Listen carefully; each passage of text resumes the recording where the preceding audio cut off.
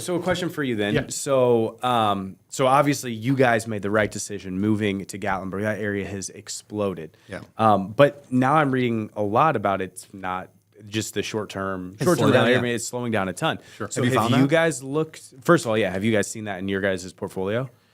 So the market has, I would say it's probably reached an equilibrium on the vacation rental income side. Yeah. The prices have ticked down a little bit, but not as much as I was predicting going into all this rate hike environment that we've been through. I'm a broker up there as well, by the way. Anybody listening to this that wants one up there, reach out to me. I'd be happy to try to help you Sounds find like something. Yeah, sounds like I need to sell some properties and buy them.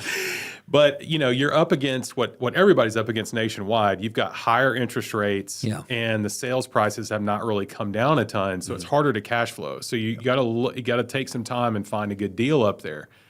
But the beautiful thing about these vacation rentals is you can do the cost seg. You can manage them yourself, and you can use that extra depreciation to basically give yourself a tax shelter, right? So there's a lot of incentive there. But your question, what was your question? Your question was, how do we? Have you seen just things change in the rental market? It's slowed down. It's slowed down, but one of the reasons that we invested in Pigeon Forge in Gatlinburg was when we looked at vacation rentals. The first thing I thought, what do y'all think of when you think of vacation? Well, I know what you think of because you're here, and you're here as well. Probably bad audience to ask this, but first thing I think of when I think of vacation rentals is a property at the beach, right? Everybody else, I want to get a beach house. That's the first thing they think of.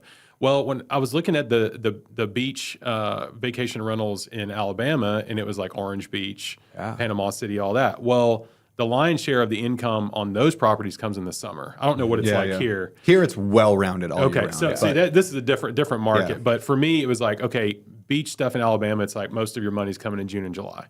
We wanted something that was less risky on the cash flows, and Pigeon Forge Gatlinburg was way more smoothed out, kind of like it sounds like it is here.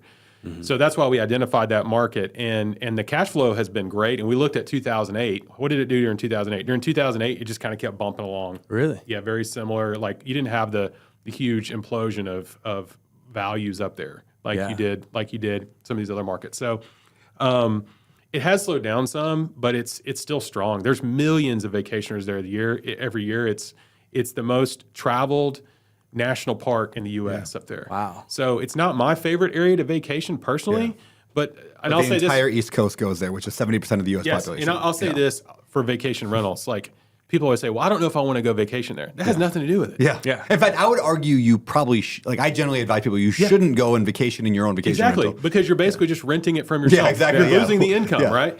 Like you want to go vacation where your family's going to have the best experience. And then you want to rent your vacation rental out at the highest revenue potential that you can, right? So getting something in Gatlinburg has nothing to do with where I want to go vacation. Like I like vacationing in Asheville. Yeah.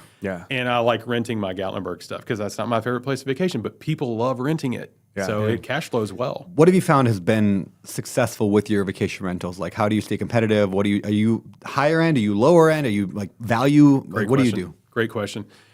So our most profitable and lucrative vacation rentals are the larger properties. Okay. Yep. And I think the reason for that is this. So these large properties have like movie theater. They're like hanging off the side of a mountain, with this beautiful view. Movie theater, 3 hot tubs on the back decks of these things. All kinds of like foosball table, all kinds of like video games and all that stuff.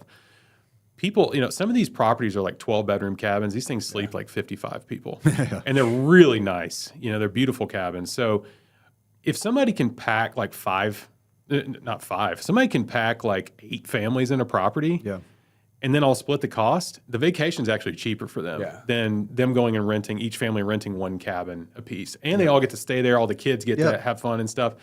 So those properties actually stay booked out for us really well. The smaller cabins are the ones that get hit harder. And I think it's because there's more smaller cabins out there. Your competition's higher.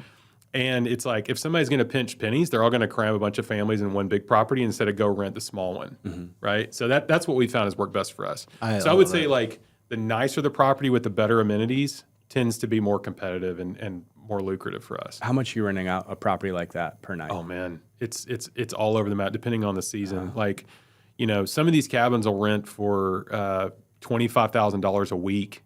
Wow. It's crazy. Yeah, but that's in high season. Yeah. Like during slow season or, you know, slow times, it may be $250 a night, you know. But yeah, I know it's been hard. Like I run a lot of different random masterminds, whether it's Better Life or the 50 or whatever. And and over the years, I mean, you've been to my mastermind, you've been to my masterminds, right? Like the ideal for me is to rent a giant house because it's way more fun to have everyone hang out. Right. It is so incredibly hard to find nice, huge properties. Yeah. Because whenever I find them, they're already booked out. So I've always thought the same thing is I would love to own some big. Yes. My house in Coeur d'Alene, Idaho, I haven't rented it out yet for anything, but I got 22 beds in that house. And I did that on purpose because I'm like, I can rent that out to masterminds. So if anybody has a mastermind and wants to rent my house in Idaho, it's a legit big house.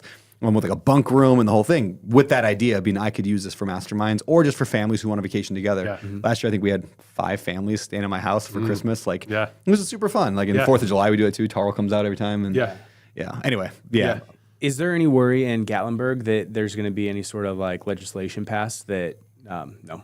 I mean, I'm not worried about that because the cabins up there are kind of the backbone of the whole town. Yeah. And like there's so much vacation traffic, and when people go up to Pigeon Forge, Gatlinburg, they're in the mountains. They want to stay in a cabin. Yeah. So if they took the cabins away, I mean, people wouldn't vacation up there. It's kind of like if they took condos away, I think, here in Maui. Right. Where I don't worry about my condos. I don't worry about them going away. I mean, there's rattling every once in a while about it, but I generally don't worry about it because that's what they're for. Right. Like, that's what they're designed for. One reason that we looked at buying stuff in like Dallas and, you know, buying these Airbnbs in big cities. And one reason we stayed away from it is we're like, we don't know if they're going to change the rules there. And they probably are. And they did. They are. I feel like Scottsdale's getting that quite a bit. Where all these people are buying into the neighborhood and renting out a house. Yeah. All those areas that are popular to live in, that those are going to be hit the hardest for Airbnb because the first thing the government's going to do when housing gets tight is it's their fault. Yeah, exactly. It's the Airbnb guys outlaw them. Yeah, and that's what we're seeing in every single city. So I've been saying this for years, like only buying areas where it's either like it's designed for tourism or the laws have already been figured out. Like I love the idea of buying in Vegas because Vegas doesn't allow any Airbnb. Like they're really tight in Airbnbs because it was Wild West for a long time. All of a sudden Vegas is like, no more. Yeah. So if you can figure out how to do it in Vegas, you're going to print money. And so, like, I'm not saying do it illegally. I'm talking about just finding the loophole. Like, for example, here in Maui, it's the bed and breakfast permit, right? If you can get the bed and breakfast permit, which means you live in the property and you rent out the other unit, you're allowed to have an Airbnb. I mean, you got to apply for it and it takes a couple of years, but like you get that, you're one of the very few Airbnbs that's not in a condo. You're going to be able to print money for years because and they're not going to change that rule. Like, you got the permit, you did it legally. So I'm a huge fan of that. Do it where the laws have already been decided or in an area that's clearly designed for vacationers that would destroy their economy if they outlawed it. Yeah, absolutely. Yeah. Absolutely. I feel like Table Rock Lake in Branson is I mean, Branson's it's already blown up in terms of that, but I mean, it's just it's like Gatlinburg in a way where it's close to a lot of major cities. It's something that people can go to for a little weekend getaway. It's close to St. Louis, Kansas City. Little Rock, Northwest Arkansas, even Memphis, Nashville, people can get there pretty quickly. Yeah. So it's comparable to Gatlinburg, Pigeon Forge because that is a vacation destination. Like most people aren't trying to move there and live with their family. No. Right? There are some, but most people are wanting to go up there and get a cabin on a lake or something. So it's very similar. Cool, man.